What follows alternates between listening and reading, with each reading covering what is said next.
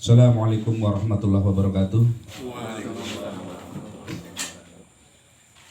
Bismillahirrahmanirrahim. Alhamdulillahirabbil alamin. Wa bihi nasta'in wa sholatu wassalamu ala asrafil anbiya'i wal mursalin wa ala alihi wa sahbihi ajma'in, amma ba'du. Allahumma sholli ala sayyidina Muhammad wa ala ali sayyidina Muhammad. Alhamdulillah, puji syukur kita panjatkan kehadirat Allah Subhanahu wa ta'ala yang telah memberikan kita limpahan nikmat karunia, terutama nikmat yang paling besar, yaitu nikmat iman dan nikmat Islam. Itulah kenapa nikmat ini perlu untuk disampaikan. Jadi kalau ada kenikmatan itu sunnahnya adalah untuk menyampaikan. Nah, sementara kenikmatan yang paling besar adalah nikmat iman dan nikmat Islam. Kalau di dalam surat Ad-Duha ayat terakhir apa Mas Subri? Wa amma bi ni'mati rabbika fahaddits. Wa amma bi ni'mati rabbika fahaddits, ya. Fahaddits, maka sampaikan. Maka terhadap nikmat Tuhanmu fahaddits, sampaikan. Jadi kita mendapatkan kenikmatan, terutama adalah kenikmatan iman, kenikmatan Islam, sampaikan kenikmatan itu. Jangan tidak disampaikan, itu ya. Nah, lalu kalau kenikmatannya itu di hal yang lain, sampaikan juga nggak apa-apa. Dalam rangka adalah untuk menunjukkan betapa Allah Subhanahu wa ta'ala itu Maha Pengasih dan Maha Penyayang. Alhamdulillah, sholawat dan salam senantiasa tercurah bagi junjungan kita Nabi Agung Muhammad Sallallahu Alaihi Wasallam, yang semoga kelak ketika kita di Yaumil Mizan, beliau menantikan kita untuk memberikan syafaat kepada kita. Karena pastilah ketika kita itu ditimbang amalnya, kalau hari ini kita mau jujur, ditimbang amal baik dan amal buruknya, maka yakin di sini itu nggak ada yang pede kalau dengan amalnya bisa masuk surga. Nah, maka bagaimana masuk surga itu adalah dengan rahmat Allah Subhanahu wa ta'ala. Salah satu rahmatnya Allah adalah dengan mendapatkan syafaat dari Rasulullah Sallallahu Alaihi Wasallam. Insyaallah, amin Allahumma amin. Malam hari ini kita kembali untuk bertemu, berdiskusi, saling sharing, gitu ya. Tema pada malam hari ini adalah tanda-tanda seorang hamba dicintai oleh Allah Subhanahu wa ta'ala. Apakah kita itu termasuk termasuk golongan umat atau golongan hamba yang termasuk dicintai oleh Allah, atau jangan-jangan kebalikannya ini? Karena dikatakan di dalam suatu hadis yang diriwayatkan oleh Imam Bukhari dan Imam Muslim, dikatakan bahwa ketika Allah Subhanahu wa ta'ala itu mencintai seorang hamba, maka Allah akan memanggil malaikat Jibril. Dipanggil malaikat Jibril, dikatakan kepada malaikat Jibril, "Hai Jibril, sesungguhnya aku itu mencintai fulan bin fulan."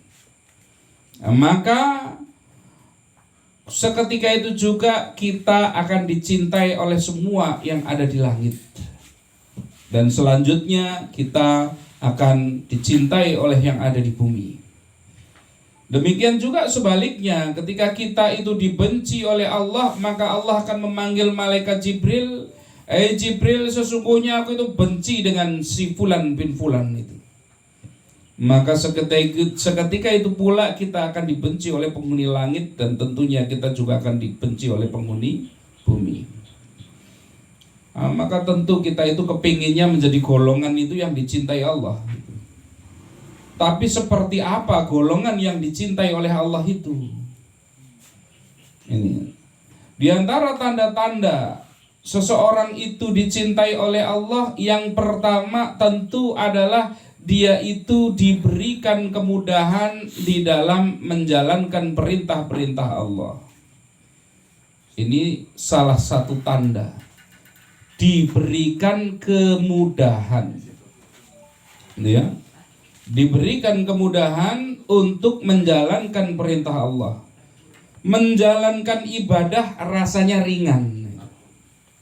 Nah, jadi kita itu bisa menilai sendiri kira-kira kalau kita itu ibadah itu rasanya ringan apa rasanya berat. Karena para sahabat itu luar biasa. Mereka setiap waktu senantiasa menanti-nantikan waktu-waktu istimewa untuk beribadah. Contoh, waktu sholat.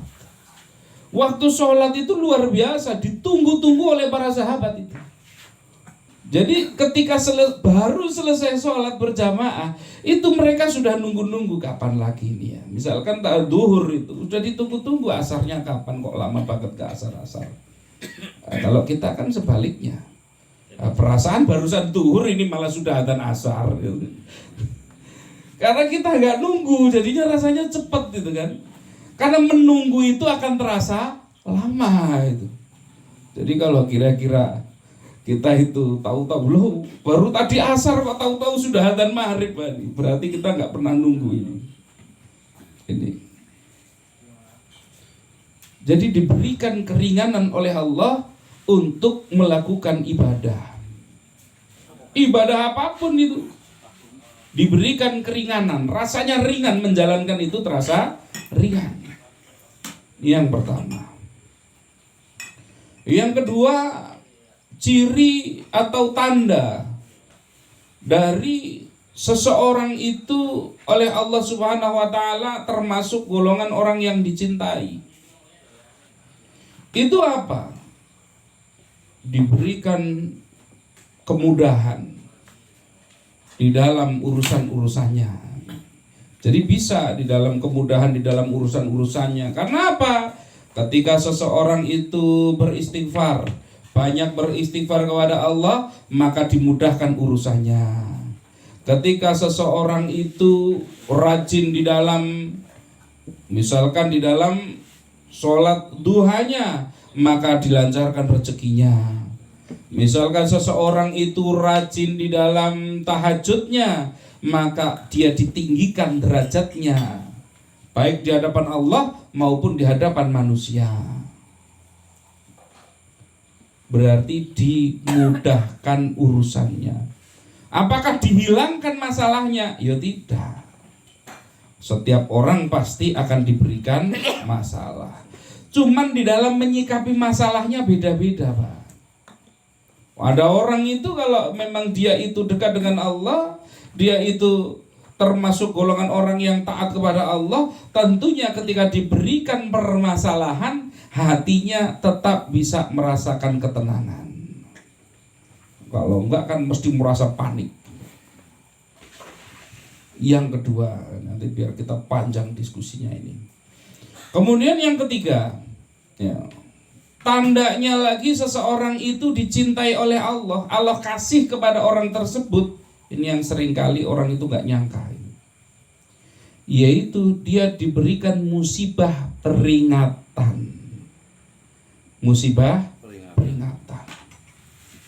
Sebagai contoh misalkan begini, kita selama ini bermaksiat kepada Allah, kayaknya lancar-lancar saja, rezekinya lancar, urusannya lancar, semuanya lancar, padahal maksiat. Ini padahal bermaksiat, Pak. Ini kalau dia masih dicintai oleh Allah, maka dia akan didatangkan yang namanya musibah atau peringatan. Musibah yang sifatnya peringatan, karena musibah itu ada yang sifatnya adab gitu. Ada musibah yang sifatnya peringatan. Ini sebagai contoh begini. Ini sebagai contoh, baru saja ini tadi saya telat ya ke sini ya. Saya telat ke sini itu karena ada tamu. Ada tamu menyampaikan anaknya bagus, anaknya disekolahkan di SDIT. Terus kemudian nanti dia ditarget, dicita-citakan bakal menjadi seorang hafiz. Bagus apa enggak ini? Bagus. Bagus. cita-citanya bagus, tapi hidupnya penuh dengan masalah. Hidupnya penuh dengan masalah. Ini ada apa ini masalahnya ini ketika? Dan nggak pakai susah-susah sudah bisa ditebak. Langsung saya tanya, itu punya utang bank. Nah, ini. Karena ketika berhubungan dengan riba, itu ya, dengan riba itu adalah salah satu dosa besar. Gitu ya. Riba itu dosanya besarnya luar biasa sampai dikatakan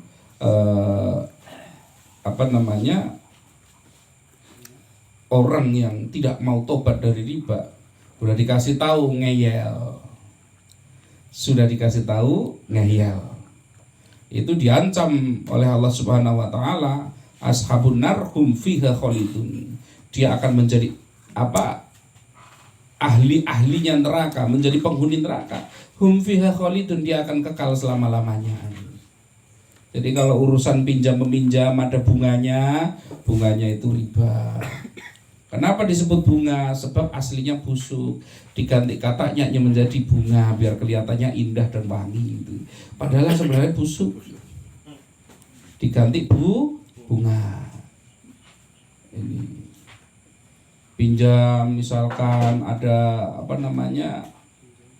arisan gitu ya, ibu-ibu kadang-kadang arisan, ada pinjamannya, nanti ngasihnya seikhlasnya kok. Jasa yang seikhlasnya itu nanti uang dipakai bareng-bareng buat beli seragam. Ada apa tidak yang seperti itu? Ada yang tanya sama saya seperti itu. Tapi kan Ustadz, itu kan uangnya nanti kita pakai bareng-bareng lagi.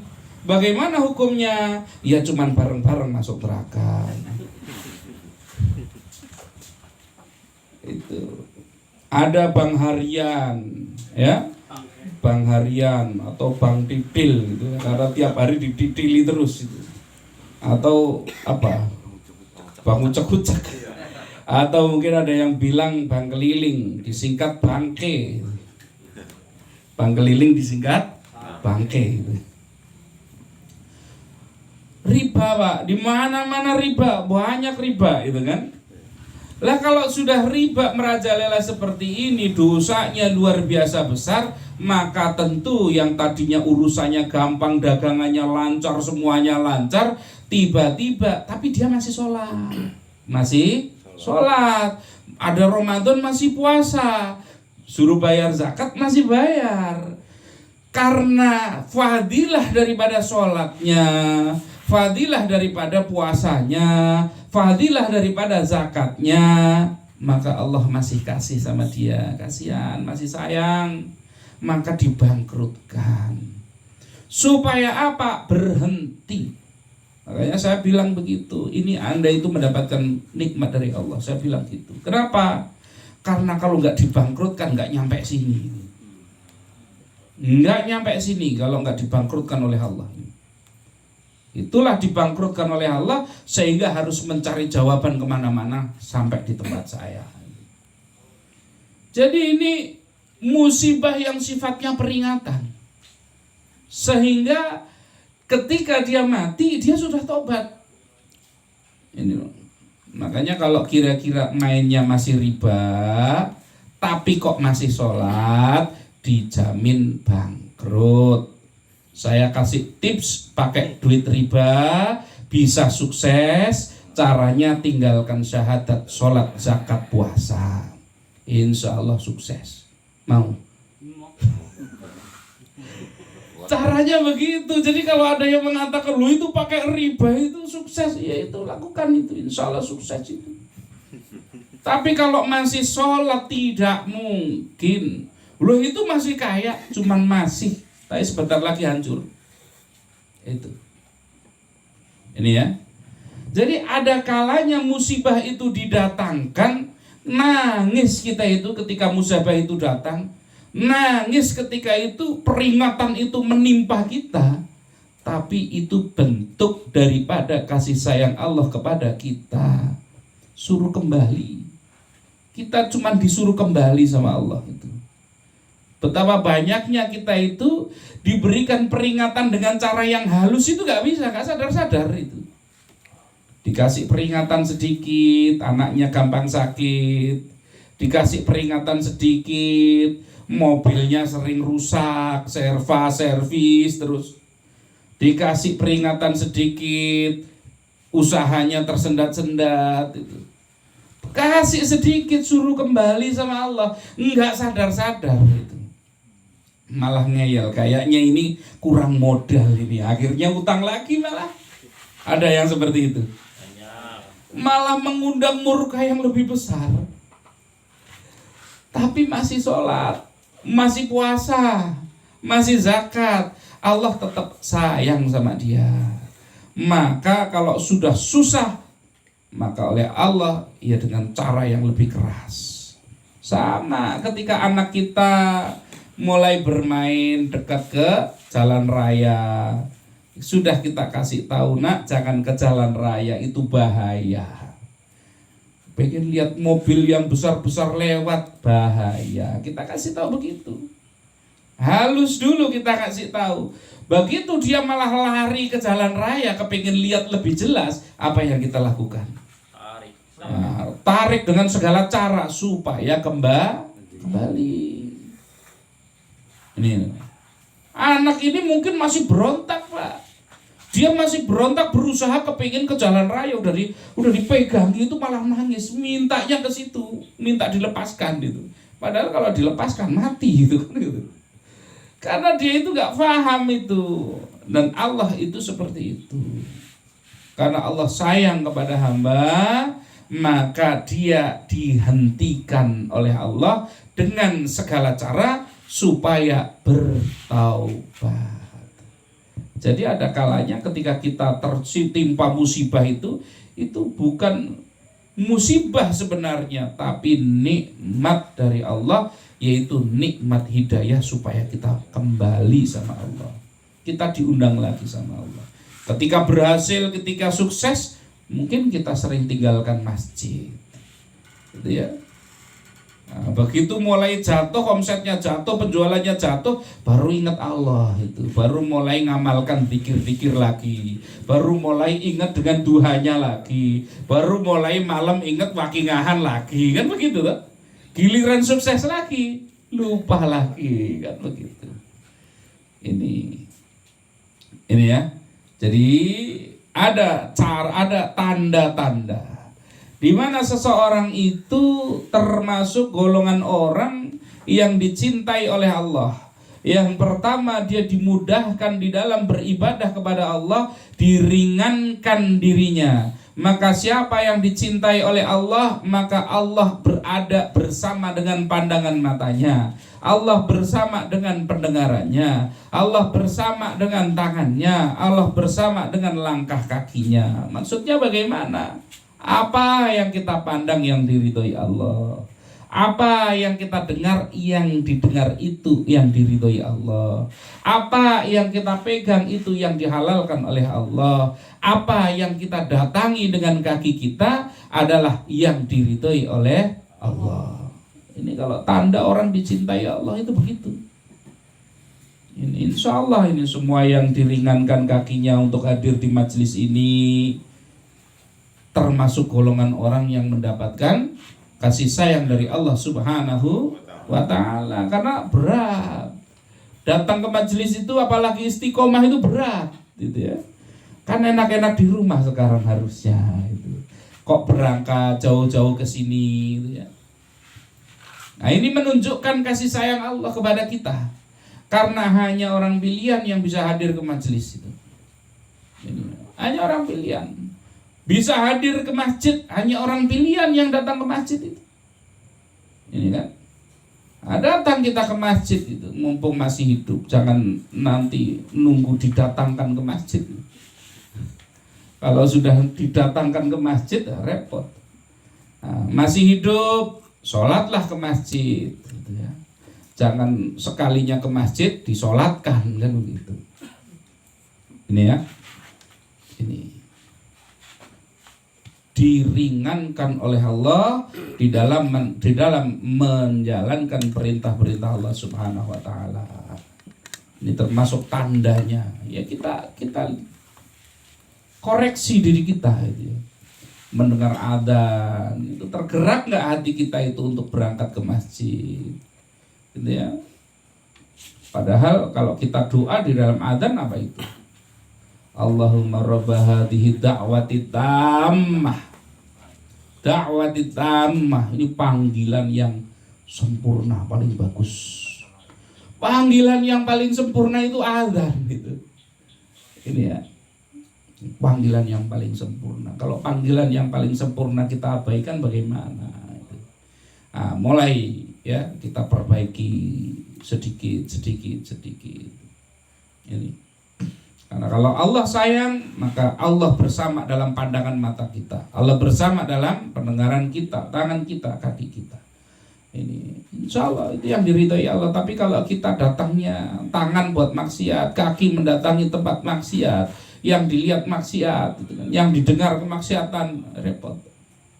Karena memang setan itu luar biasa itu. Ketika ada orang misalkan menggibah itu ya, menggibah orang lain misalkan, menggibah itu membicarakan kejelekan orang lain, yang kejelekan itu bukan dosa, nyata itu loh. Misalkan si A kok pendek banget ya, iya itu orang kok pendeknya kayak gitu, misal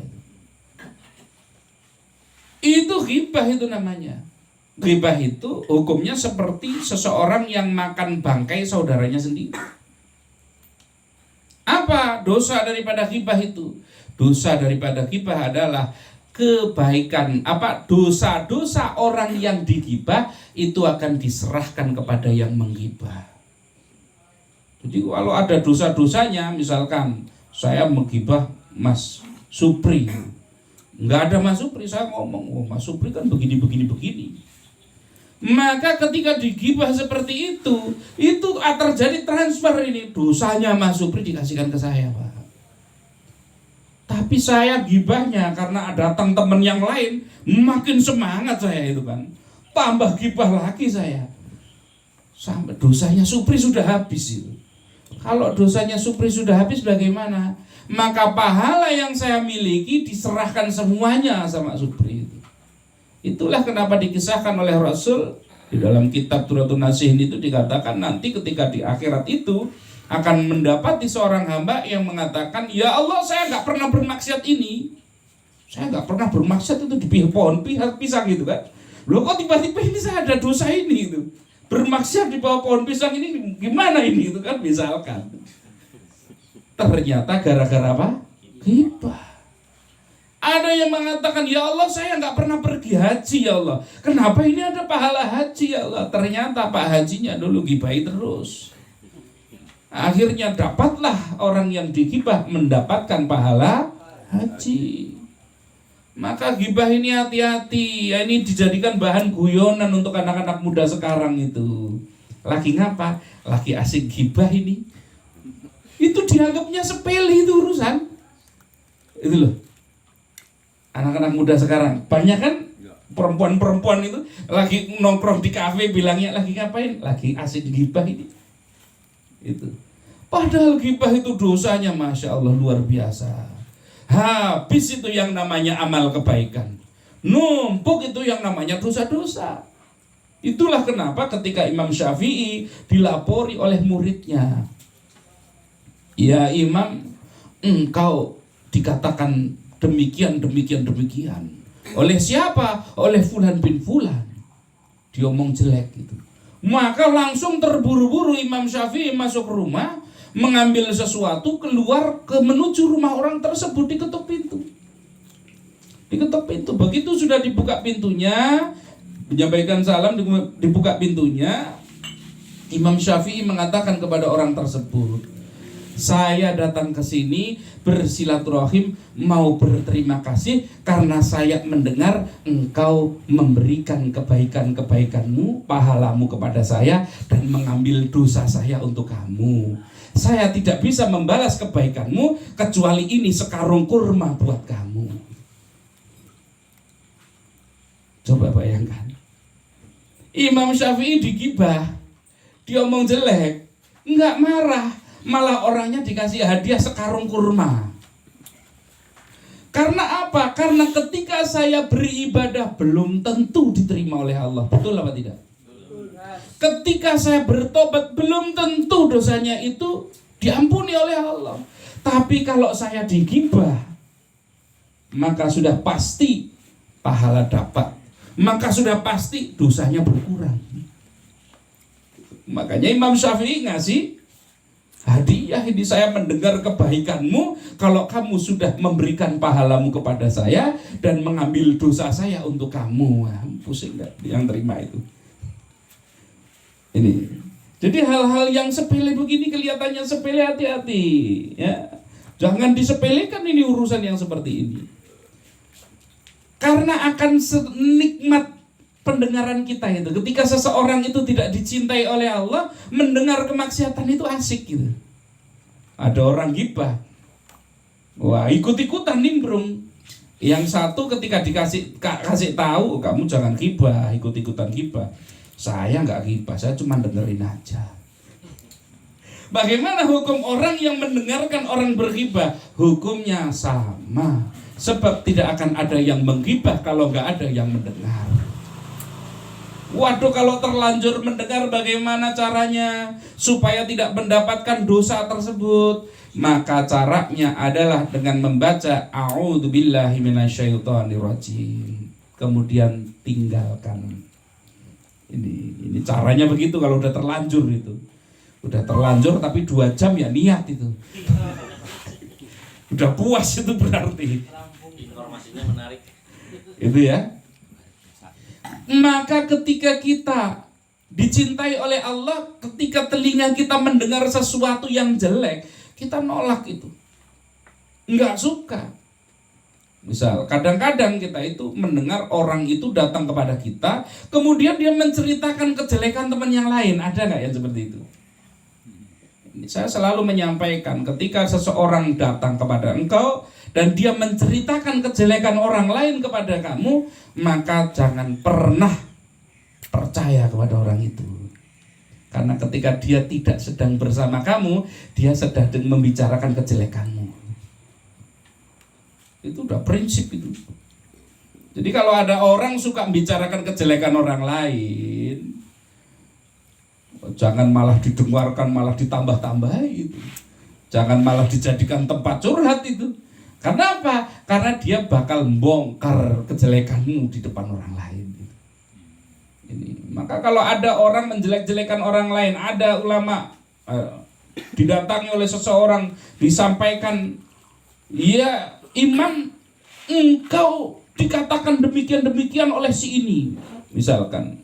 Atau si ini dia bercerita kejelekan seseorang, misalkan gini, Mas Supri itu ketemu orang alim ini, misalkan ketemu orang alim ini, saya ketemu orang alim, saya menceritakan begini, Mas Supri itu kan orangnya modelnya begini-begini, saya menyampaikan kejelekannya itu.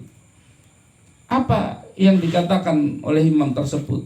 Yang dimarahi habis-habisan malah saya. Itu. Yang dimarahi itu saya. Jadi kalau ada orang menceritakan kepada orang lain,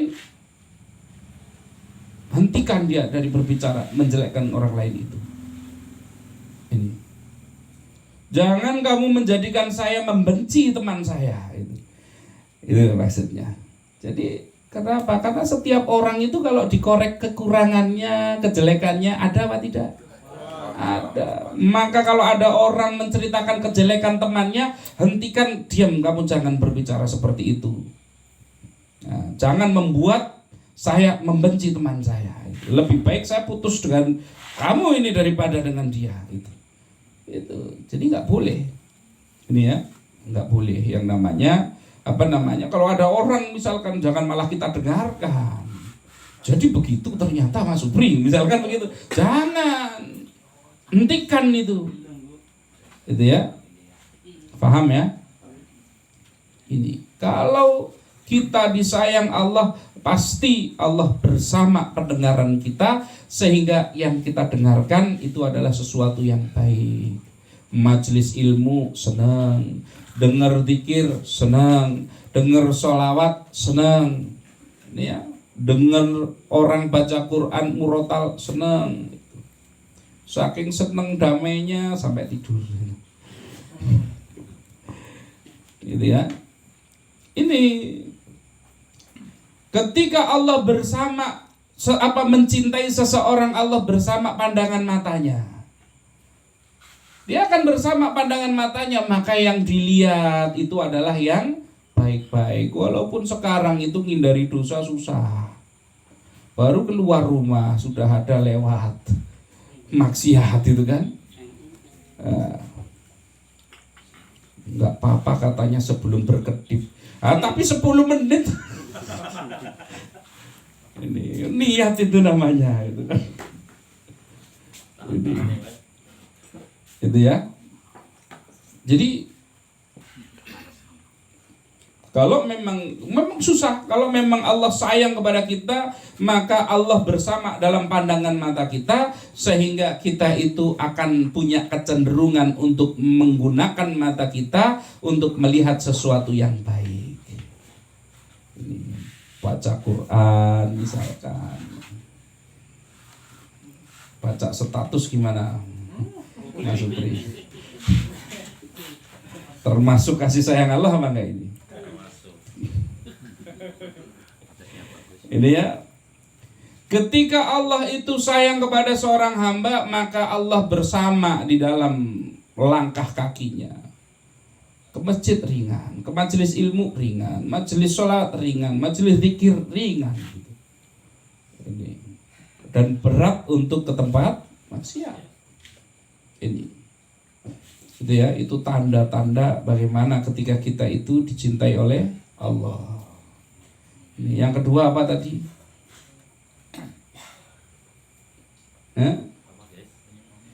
Ini satu, ini nggak ada yang ingat ini. Diberikan kemudahan di dalam urusan. Bukan tidak diberikan masalah, tapi diberikan mudah untuk selesai di dalam urusannya tersebut. Nah, kalau kita itu banyak meninggalkan Allah, ketika dikasih urusan rumit terus itu kan. Rumit gak selesai-selesai. Stres siang malam. Pagi bangun tidur harusnya zikir malah mikir terus itu. Itu tanda-tanda itu. Maka ketika kita dicintai oleh Allah, disayangi oleh Allah, diberikan kemudahan di dalam berbagai macam urusan, bukan berarti tidak diberikan masalah tapi mudah menyelesaikannya. Dan yang ketiga apa tadi? Diberikan musibah peringatan, di mana musibah peringatan ini seringkali menyakitkan. Kenapa menyakitkan? Karena kita sudah terlalu lama ngeyelnya. Jadi kalau nggak ngeyel ya sebenarnya nggak nyampe seperti itu. Tapi kalau kita itu sudah ngeyelnya luar biasa, maka seringkali Allah itu menghentikan kita dari kesesatan itu dengan cara yang kasar, yang kaku, yang keras gitu ya. Sehingga kita akan merasakan penderitaan yang luar biasa. Itu seperti itu. Termasuk juga sebenarnya ketika Allah itu sayang kepada seorang hamba adalah dia juga banyak memberikan ujian. Nah, kalau tadi musibah itu, peringatan itu terjadi karena kita maksiat. Musibah terjadi karena maksiat. Lah bedanya dengan ujian. Ujian itu terjadi karena seseorang itu justru dia itu beriman kepada Allah, dia bertakwa kepada Allah itu. Ini bedanya di situ ya. Maka yang namanya ujian, semakin alim seseorang itu, semakin dia itu soleh, maka ujiannya semakin berat. Itulah kenapa Nabi dan Rasul mendapatkan ujian yang paling berat. Bahkan di antara Nabi Rasul ini ada yang ujiannya terberat. Nah, ini ya, kalau disingkat itu Nimim itu. Nuh, siapa? Ibrahim, Musa, Isa M Muhammad. Ini, itulah yang ujiannya terberat. Bagaimana Rasul itu diberikan ujian luar biasa. Belum menjadi nabi, masih menjadi anak kecil, sudah ditinggal wafat oleh ayahnya. Di dalam perjalanan jauh mengunjungi keluarga dari ayahnya. Ketika kembali di perjalanan yang jauh ratusan kilo, ibunya meninggal, sementara hanya ditemani oleh satu orang pembantunya perempuan. Maka Rasulullah ketika itu masih kecil itu, dengan tangan kecilnya dia itu harus gali sendiri lubang untuk mengubur ibunya. Berat apa enggak cobaannya? Luar biasa berat. Belum lagi ketika beliau itu umurnya bertambah, ditinggalkan oleh orang-orang yang dicintai. Singkat cerita, sehingga ketika beliau diangkat menjadi Rasul, ditinggalkan oleh istrinya yang tercinta, yaitu Sayyidah Khadijah radhiyallahu anha. Belum lagi ditinggalkan oleh anak-anaknya. Banyak anaknya yang meninggal dunia. Ada Ibrahim, ada Abul Qasim, gitu ya. Semua anak laki-lakinya meninggal. Anak perempuannya juga meninggal. Ini anak-anak perempuannya juga meninggal. Hanya tersisa yaitu Fatimah Zahra. Bagaimana hidup keluarganya, di sekitarnya banyak yang meninggal. Hidupnya ditekan oleh masyarakatnya, ditentang luar biasa, dianiaya, diboikot, diusir, dihina, difitnah. Berat apa enggak ini? Beratnya luar biasa ini. Jadi beratnya luar biasa. Jadi kalau ada yang berpikir enak ya kalau jadi nabi, pasti masuk surga, kenapa enggak saya yang jadi nabi? Pertanyaannya, siap enggak diuji seperti itu? Beratnya itu diuji luar biasa. Ini luar biasa. Maka ujian terberat adalah dirasakan oleh para nabi. Kemudian oleh para ulama. Paling berat ini. Oleh ulama-ulama yang istiqomah ini berat. Mereka contoh saja, misalkan ada dari Imam Abu Hanifah, ada dari Imam Malik, Imam Syafi'i, Imam Ahmad bin Hambal. Banyak dari mereka itu yang difitnah luar biasa. Ada yang sampai di penjara, ada yang dicambuki. Hari ini kita hormat luar biasa, di zamannya masuk penjara. Coba kalau kita di zaman mereka, kira-kira kita itu ikut pemerintahnya, khalifah pada waktu itu, atau ikut imam? Belum tentu ikut imam. Ikut imam dicambuk, di penjara mau. Dari ujian yang terberat itu justru adalah ketika menjadi ulama yang istiqomah. Imam Nawawi yang membuat syarah Sahih Muslim, kemudian juga menulis kitab Riyadhus Shalihin. Bagaimana dia itu pada zamannya itu harus berkonfrontasi dengan pemerintah pada waktu itu. Jadi ternyata luar biasa, berat. Ini semua ulama-ulama itu berat. Ini ya, yang termasuk ulama-ulama di Indonesia di masa-masa Indonesia itu penjajahan misalkan. Bagaimana mereka itu luar biasa harus berjuang untuk kemerdekaan gitu ya. Banyak tokoh-tokoh itu untuk kemerdekaan berjuang, giliran sudah merdeka di penjara seperti yang dirasakan Buya Hamka misalkan. Itu luar biasa itu. Tapi dasar Allah Subhanahu wa taala itu sayang sama beliau, Buya Hamka misalkan contohnya di Indonesia itu ya, di penjara. Selama di penjara itu malah menulis kitab tafsir namanya Tafsir Al-Azhar 12 jilid. Selesai itu. Jadi ulama itu kalau di penjara itu nggak sedih, Pak. Malah banyak waktu untuk bersama dengan Allah. Banyak waktu untuk menggali ilmu. Kalau kita di penjara kan stres. Jadi salah kalau orang-orang berpikir ketika para imam itu ulama-ulama dulu itu di penjara ataupun ulama sekarang di penjara, wah ini bakal susah hatinya. Enggak. Karena syarat orang itu tenang itu innalladzina amanu wa amilus solihati wa aqamus sholata wa atabuz zakata lahum ajruhum 'inda rabbihim wa la khaufun 'alaihim wa lahum yahzanun. Innalladzina amanu, inna sesungguhnya alladzina orang-orang amanu yang beriman. Wa amilus solihat berarti orang yang pertama beriman, wa amilus solihat dan dia itu beramal soleh. Wa aqamus sholata dia mendirikan sholat. Wa atawuz zakata dan dia menunaikan zakat. Lahum ajruhum maka baginya pahala 'inda rabbihim di sisi Tuhannya. Wala khaufun 'alaihim walahum yahzanun. Enggak ada susah hati, enggak ada sedih, itu enggak ada. Enggak ada sedihnya, enggak ada sakit hatinya. Mau dia kaya, mau dia miskin, mau di penjara, mau bebas, enggak ada. Yang namanya susah hati itu enggak ada. Rasa takut enggak ada, bingung enggak ada. Itu rahasianya di situ.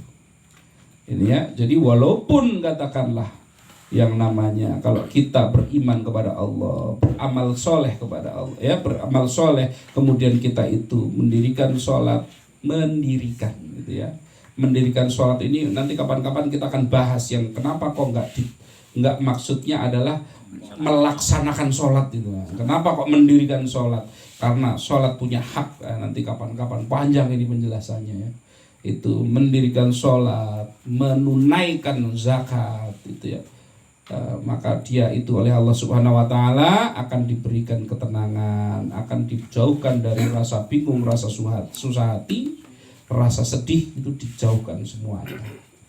Ini ya, itu tema kita malam hari ini. Berarti ada 4 ya tadi ya, ciri-ciri seseorang itu disayangi oleh Allah Subhanahu wa taala. Tinggal masuk golongan yang mana. Ini insya Allah kalau masuk itu termasuk golongan ini yang pertama dan yang keempat ini insya Allah. Ya. Nah kan diuji. Kalau diuji itu tandanya seseorang itu takwa itu. Harapannya begitu. Amin Allahumma amin. Ini ya, silakan untuk diskusi selanjutnya. Silakan bisa seputar tema ini ataupun yang lainnya. Silakan.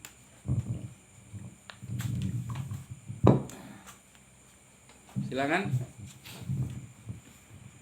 Ketika bergibah, ketika bergibah, maka seseorang itu akan diberikan pahala dari akan diberikan pahalanya dia kepada orang yang digibah, dan dosa orang yang digibah itu adalah diberikan kepada orang yang menggibah, kecuali adalah dosa besar. Kalau dosa besar tidak bisa dipindahkan itu. Jadi dosa-dosa kecil tapi banyak gitu. Itu bisa gitu ya. Nah, kalau pahala itu tadi, kalau pahala bisa semua Pak. Tapi kalau dosa itu nggak bisa, yang tidak bisa dipindahkan. Jadi misalkan saya menggibah si A itu salah satunya kebiasaannya pergi ke dukun misalkan gitu. Pergi ke dukun, dia diajarkan kesyirikan misalkan begitu. Itu dosa besar apa tidak? Dosa besar. Maka ketika saya bergibah, mungkin dosanya ketika dia itu bermaksiat bermacam-macam, kemarin bohong iya, tipu orang iya, itu kan, itu terus bermacam-macam dosa yang lain, saya yang nanggung dosanya. Tetapi untuk dosa dia itu syiriknya itu nggak bisa, dia tetap nanggung dosa itu ya. Jadi adalah dosa-dosa yang kecil. Cuman di dalam kita itu, di dalam Ahlus Sunnah wal Jamaah itu, kita memahami ada dosa itu dibagi jadi 2. Ada dosa besar, ada dosa kecil. Tapi jangan pernah remehkan dosa. Kenapa? Sekalipun dosa kecil, berpikirlah kepada siapa engkau berbuat dosa. Kepada siapa? Allah. Walaupun dosa kecil, tetap saja berarti kita berdosanya adalah kepada Allah. Ini jadi bukan berarti kalau dosa kecil gampang lah, ini saya ke masjid pakai sendal jelek nanti tak bawa pulang, ini kan dosanya dosa kecil gitu kan. Ya, cari yang bagus gitu ya, tuker yang bagus misalkan. Dosa memang mungkin tergolong dosanya dosa kecil itu, tetapi di situ mengandung dosa adalah tadi dosanya adalah tetap kepada Allah. Dan hati-hati kalau dosanya ya, kalau sengaja menganggap Allah ini cuma dosa kecil, maka dosanya menjadi dua. Yang pertama dosa nyolong sendalnya atau nuker sendalnya. Yang kedua dosa meremehkan dosa. Nah, jadi meremehkan Allah ini berarti itu, hati-hati. Jadi seperti itu. Karena memang harus dipisahkan itu, ada dosa besar, ada dosa kecil. Nah, dosa kecil itu bisa kita hapus dengan istighfar, gitu ya. Dosa kecil itu bisa kita hapus dengan istighfar. Ini, tapi kalau dosa besar itu harus kita itu dengan taubatan nasuha. Ini ya, kalau terkait dengan orang lain, maka kita harus juga minta maaf kepada orang yang kita salah. Enggak bisa kalau tidak minta maaf dulu. Misalkan cuma datang ke rumahnya, saya minta maaf ya, saya pokoknya salah apapun maafkan, enggak bisa. Sebutkan salahnya apa, harus ngaku. Itu dulu yang mitnah itu saya, itu harus berani tanggung jawab terhadap masalah yang dibuat itu loh. Kan kadang-kadang kita merasa saya sih dosanya sama si A udah selesai. Kenapa? Nah, itu waktu lebaran saya udah salaman, itu menghapus dosa kecil.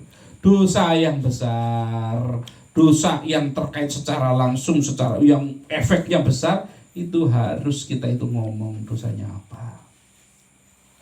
Makanya kalau nggak berani ngaku ya jangan bikin itu. Gitu ya. Ini. Oke, silakan. Ada lagi? Iya, monggo.